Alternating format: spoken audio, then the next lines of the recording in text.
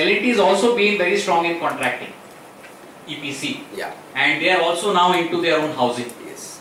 But they have been able to do pan-India things, Yeah. which you've not been able to do. So I just want to kind of look at L&T as a role model, if you want to call it, right? And delve on these two things which I kind of touched upon, that succession planning, if you want to call it one way, Yeah. right? Especially when you have a company which is your need, Yeah. correct? And the second is, how do you think L&T has managed the EPC, real estate kind of thing, which you probably have not been able to do at a pan-India level? Correct. Yeah. Thank you. A good question. In fact, one of the mission items for us is to have been in the first 5 in construction industry companies in India, and obviously L&T is within that. And we love that model of L&T where the professionals run the company. So I, coming from a professional background, wanted to model my company on the similar basis, and we did grow on that basis. L&T has an advantage in the sense their bandwidth is much bigger than only pure. Only if you see their construction and real estate turnover, it may not be more than 5 to 10% of their real turnover in terms of, except some of their foreign contracts. If you remove really their outside contract jobs, the percentage is far less. And to tell you, from the informations which we have, that division is not doing well. It is even worse than most of the other companies. But they have the strength because they have that bandwidth. They have another big advantage is the brand which they have built and the type of jobs which they have built. There is no competition. They get jobs which are no other competitor can even bid. So they get their rates for that. They get jobs on cost plus basis. Correct? Which is the most ridiculous form of contract for everybody. You know, and if they do bids, I mean, jokes for joke, I'll tell you, L&T was doing a job where we were also doing a job. They were delayed in the project implementation. They were on a cost plus basis.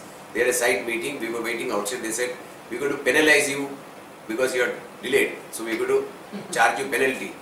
The project manager said, fine, I'll charge cost plus.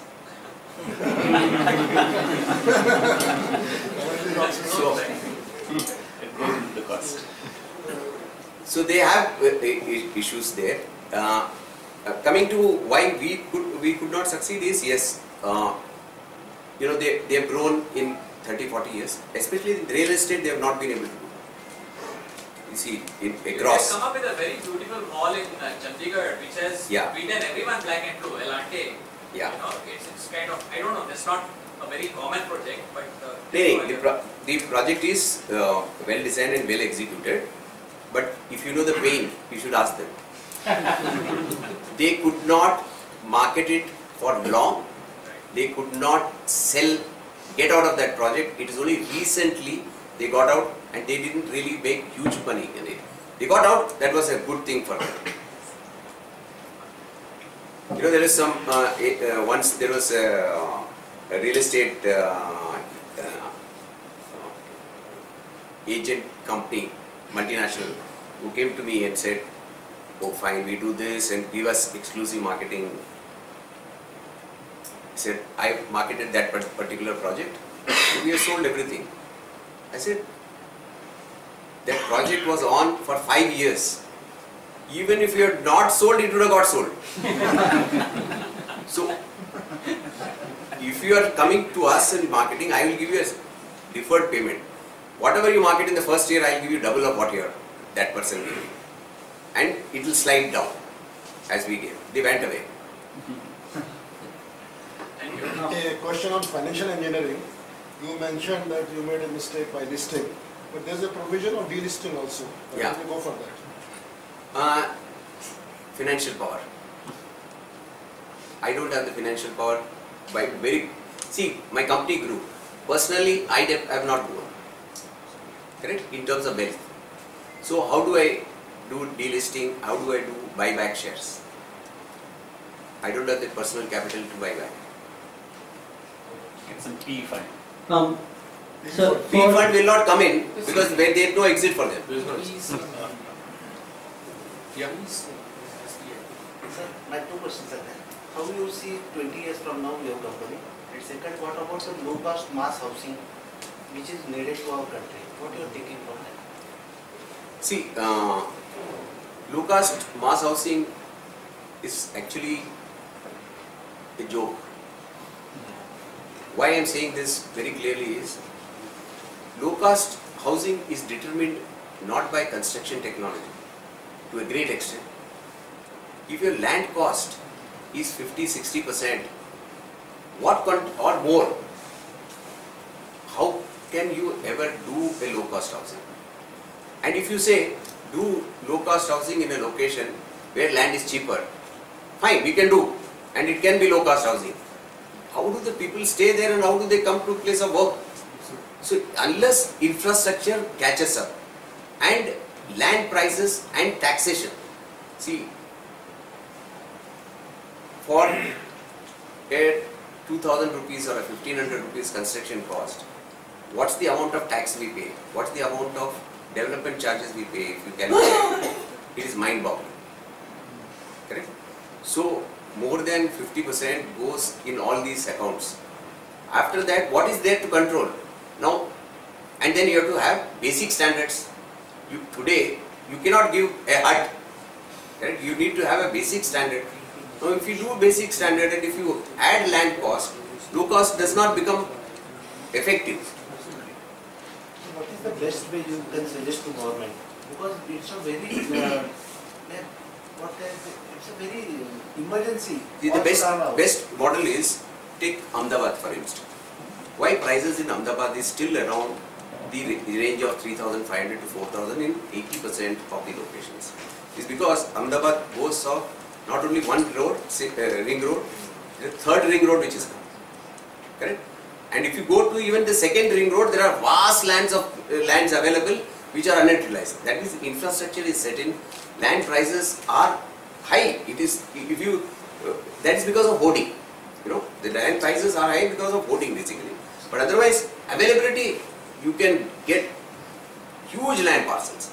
That's why it is not going beyond those levels, because by the time the next ring road is ready, and they are all interconnected very beautifully.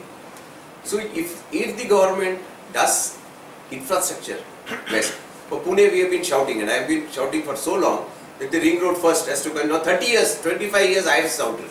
Nothing, not 1 inch of ring road is even started. Now it will keep on increasing, the cost will keep on increasing, and not only cost keeps on increasing, with all the political system we have, the land will get occupied, and then it's going to be big problem to do those ring roads.